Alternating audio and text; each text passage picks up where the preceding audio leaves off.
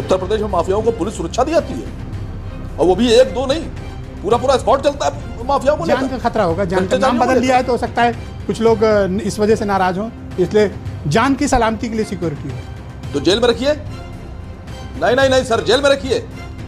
आप उसको शहंशाह बना घुमा रहे हैं और यहां बैठकर पब्लिक में आकर माफिया माफिया खेल रहे हैं।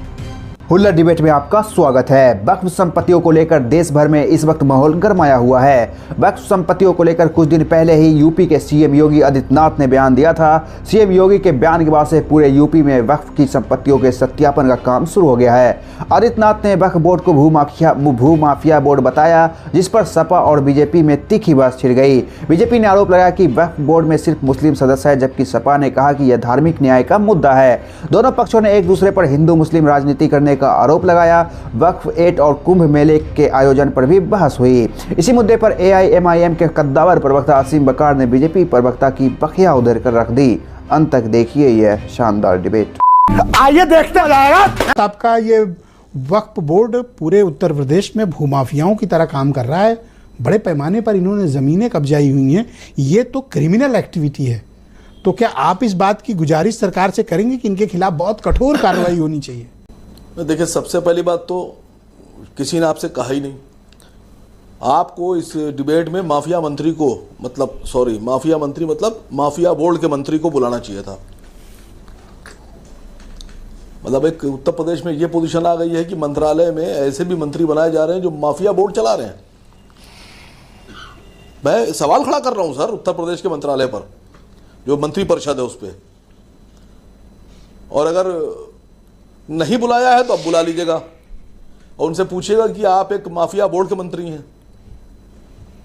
दूसरी बात सर, आप लोग सुविधा अनुसार खबरें भी चलाते हैं। ऐसा नहीं है कि क्लियर कट जो है वो ही दिखाया। शंकराचार्य अभी मुक्तेश्वरानंद जी ने एक बयान जारी किया था अभी कुछ साल पहले। उन्होंने कहा था कि बाबरी मस्जिद के समझौते के लिए उत्तर प्रदेश सुन्नी वक्फ बोर्ड के अध्यक्ष जुफर फारूकी से हम लोग की बात हुई और समझौता हुआ और दस्तखत हुआ, इसलिए बाबरी मस्जिद का यह फैसला आया। आप लोगों में से किसी ने अभी मुक्तेश्वरानंद जी से पूछा कि आप ये बात किस तरह कह रहे हैं, वो समझौता कहाँ है, सच है झूठ है जी, और समझौता हुआ होगा तो फ्री में तो नहीं हुआ होगा, कुछ तो उसमें बात रही होगी ना। इतना बड़ा आरोप एक शंकराचार्य लगा रहा है, आप लोगों ने उसको एकदम बिल्कुल पानी की तरह बहा दिया।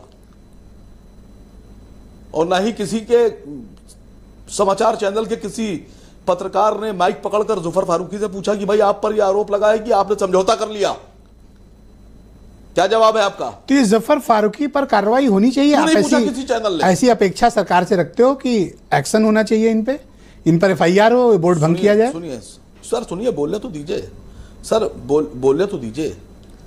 अगर पुलिस विभाग में कोई अधिकारी गलत कर दे तो पुलिस विभाग गुनहगार थोड़ी ना है, वो अधिकारी गुनहगार है। अगर एलडीए में कोई इंजीनियर पैसा लेके बिल्डिंग बनवा दे गलत तरीके से तो एलडीए गुनहगार थोड़ी ना है। ओके, वो इंजीनियर गुनहगार मतलब है। वक्फ के लोग भूमाफिया हैं, बोर्ड में पूरा वक्फ भूमाफिया नहीं है। जो मैं कह तो रहा हूं आपसे कि खाली उन लोगों पे आप कार्रवाई क्यों नहीं कर रहे हैं जिन पर आपको शक है कि इन्होंने माफियागिरी की है। मैं तो एक गुजारिश सरकार से कर रहा हूं कि सारे अधिकारी ऊपर से लेकर नीचे तक जितने भी लोग कुर्सी पर बैठे हैं इन सबके पासपोर्ट जब्त कर लिए जाएं और उनकी जांच की जाए कि कौन सा अधिकारी भारत छोड़कर कितनी बार विदेश गया, कौन इस्तांबुल गया, कौन साउथ अफ्रीका गया, कौन कनाडा गया। कहीं ऐसा तो नहीं कि कुछ लोग ऐसा हो कि गबन करके भागने की तैयारी में हो। क्या वक्फ बोर्ड के अधिकारी छोड़कर भाग जाए, पदाधिकारी ये विदेश भाग रहे हैं? इनके पास वो पैसा है? नहीं, मैं तो कह रहा हूं सभी माफियाओं के, अगर शक है आपको तो सबके पासपोर्ट जब्त कीजिए। देखिए, किसी व्यक्ति का नाम नहीं शिया वक्फ बोर्ड के अध्यक्ष तत्कालीन अगर ऐसा है वसीम रिजवी उर्फ जितेंद्र नारायण त्यागी उर्फ जितेंद्र नारायण सेंगर पर सीबीआई ने एफआईआर कर रखी, जांच कर रही है उनकी। क्या हुआ सर, जांच में क्या हुआ? बात समझिएगा, ये खाली 4-5 भाई किसके लोग हैं? चेयरमैन वक्फ बोर्ड के किसने बनाए हैं? सर उसमें एक टेक्निकल अगर प्रॉब्लम आ माफिया रही है, है। भूमाफिया है, सीबीआई ने जो एफआईआर तो उसका लिखी चेयरमैन थी भूमाफिया हुआ। वो वसीम रिजवी के नाम लिखी थी, लेकिन अब इस नाम का व्यक्ति नहीं है।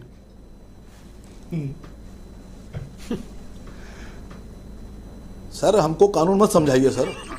कई बार ऐसा होता है अपराधी नाम बदल के रह रहा होता है गुस्सा और पुलिस खोज लाती है अच्छा, कि साहब देखिए नाम बदल के इसने अपराध किया था, नाम बदल लिया था। ओके। ठीक है ना।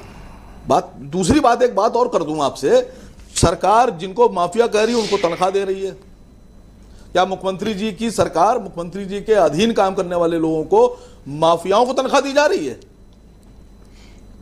वक्फ बोर्ड को बुरा कह के वक्फ हिंदुस्तान में मुसलमानों की जमीनों पे तो क्या आपको यह लगता है कि बीजेपी इसको मुद्दे को अपने ही लोगों को राजनीतिक मकसद से रेज कर रही है, ऐसा कारण लगता है आपको? मैं कह तो रहा हूं आपसे कि अपने ही माफियाओं को बिठाकर पहले वक्फ बोर्ड को बदनाम करो, माफियाओं को बिठाकर उनसे अवैध काम करवा के वक्फ बोर्ड को बदनाम करो और उसके बाद में वक्फ बोर्ड को खत्म करने की साजिश। सर ये तो आप इस डिमांड में सम्मिलित हो रहे हो कि वक्फ बोर्ड भंग किया जाए, प्रॉपर्टी जब्त की जाए, एफआईआर किया जाए, रेड्स किए जाएं और गिरफ्तारी हो? सर एक चैनल पे मैं बैठा था तो वहां पर्सनली एक साहब मुझसे कहने लगे कि इमामों को तनख्वाह देते हैं, पुजारियों को नहीं देते। तो मैंने कहा इमामों को तनख्वाह कोई सरकार अपनी जेब से नहीं देती है जी। हिंदुस्तान में मुसलमानों की इतनी प्रॉपर्टीज सरकारों के पास हैं कि उन अगर प्रॉपर्टीज को वापस करके मुसलमानों को उनका किराया ही दे दिया जाए तो अरबों खरबों रुपए है।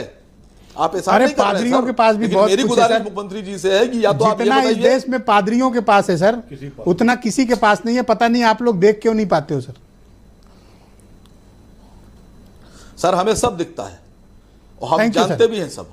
Thank you sir. लेकिन मैं वीरेंद्र जी भी आ गए इस परिचर्चा में। मैं वीरेंद्र जी को भी इनवाइट करता हूं। वीरेंद्र जी क्या वाकई में ये खाली गुजारिश करना चाह रहा हूं, मैं आपसे नहीं, मैं आपसे गुजारिश करना चाह रहा हूं वीरेंद्र भाई से पहले 20 सेकंड सर। मैं आपसे गुजारिश ये कर रहा हूं, 20 सेकंड। आपके करोड़ों दर्शक देख रहे होंगे कि कल जुफर फारूकी के पास अपना एक पत्रकार कैमरा और माइक लेके भेजिएगा और उससे पूछिएगा कि अभी मुक्तेश्वरानंद ने जो आरोप लगाया है वो सच है? हाँ, मैंने नोट कर लिया सर, निश्चित पूछवाएंगे सर, और आपको भी आपका भी स्टेटमेंट उस पर लेंगे। 23 साल से एक आदमी भ्रष्टाचार करते हुए सुन्नी वक्फ बोर्ड का अध्यक्ष है। 23 साल से कोई इलेक्टेड नहीं है, नॉमिनेटेड है। 8वां साल आपका लगा हुआ है सरकार में, 7 कंप्लीट आपके। आप उसको हटा क्यों नहीं रहे? आपकी क्या दिलचस्पी है जफर फारूकी को बनाए रखने में? ब्रजेश जी, एक बहुत बड़ी बात आपके यहाँ कह रहा हूं भाई। दूसरी बार उत्तर प्रदेश की जनता ने पूज्य योगी आदित्यनाथ जी को इसीलिए चुना है कि लूट झूठ की छूट किसी को भी नहीं मिलती है, किसी को माने। पर सर जफर फारूकी तो मिली हुई है, नहीं मिलती है। मुझे नहीं लगता है कि 8 साल से वो आदमी चेयरमैन है सुन्नी वक्फ बोर्ड का। मुझे नहीं लगता है नो कि भारतीय एक्शन, जनता नेक पार्टी की एक्शन नहीं हुआ। जब से केंद्र में सरकार आई और उत्तर प्रदेश में सरकार आई, जफर कोई फारूकी माई पर का कार्रवाई क्यों किसी नहीं सर? माई के लाल में इतनी आज हैसियत उसको नहीं, बर्खास्त कर दीजिए रात इतनी में। हिम्मत नहीं है। पद पर बैठने के नाते नहीं होगा ब्रजेश जी, मैं चुनौती देकर कहता हूं, मैं गारंटी देकर मैं कहता आपको हूं, चुनौती किसी देता माई के हूं लाल। कि जुफर फारूकी को आज बर्खास्त कर दो। नहीं, मैं कहता रहा हूं जफर फारूकी को कह दीजिए हमारी सरकार में पाई इंच 7 साल में आपने जफर फारूकी पर उनको नहीं, एक जांच नहीं बिठाई आपने, एक जांच नहीं बिठाई। पार्टी के लोग जो नारा लगाते थे 23 साल से वो आदमी जो कहते चेयरमैन है। जो जमीन सरकारी है वो जमीन हमारी है। जफर फारूकी वो का उनको भी पासपोर्ट कह ना तो दीजिए जब्त किसी हुआ, जमीन ना पर कब्जा एफआईआर कर लें, हुई, गरीबों की ना आप जमीन उसे पर कब्जा बर्खास्त कर लें, करना सरकारी चाहते हो। जमीन पर कब्जा कर लें। आप अरे जफर ब्रिजेश जी फारूकी का को ही बचा चेहरा क्यों दिखा रहे रहा। हो?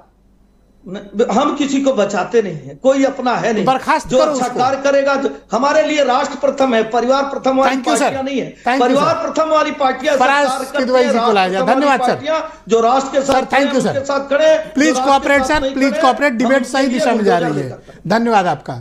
वकार साहब देखिए, सिन्हा जी ने कुछ कमेंट किया, हालांकि मैंने उनको इंटरप्ट किया था और मैंने ये बात कही कि जुफर फारूकी को बर्खास्त किया जाए। 23 साल से एक आदमी वहां बैठा है, जाहिर सी बात है कि भूमाफिया तो असली मुझे वही दिख रहा है।